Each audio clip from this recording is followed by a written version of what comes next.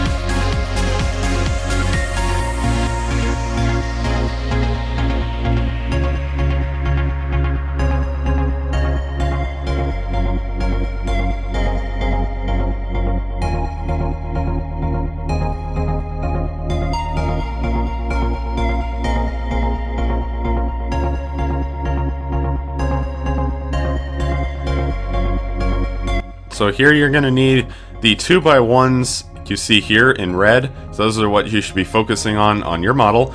And those pieces off to the sides are the ones you'll need right now. So you'll get two 2x1s with 2 holes, a 2x4 brick of any color, and 2 pin connectors. And you want to put the pin connector through the 2x1 with 1 hole and connect it as you see here with the 2x1 with 2 holes. You're going to want to do that for both sides. So as you see here, there should be lined up exactly like that. And then you're going to take the 2x4 brick and put it right underneath the 2x1s with 2 holes. So that's pretty much all you need to do. This is just a little heads up because later, if you do happen to build on top of this, you would have to pretty much take the entire top of the model off just to put those pieces on. So that's just a little help there. But anyways, let's go ahead and move on.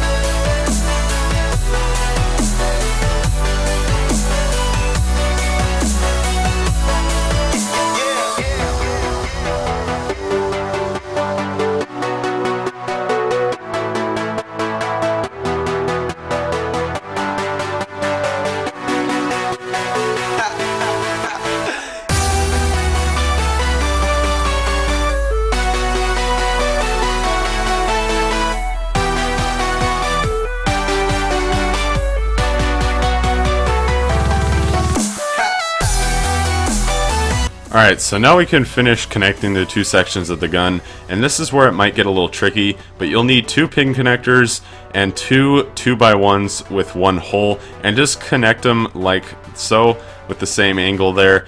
And this is where you might need to experiment with your own skills, just because it might not line up perfectly, so you might need to change it to a 1x2 with two holes, and just change the location of where the pins connect.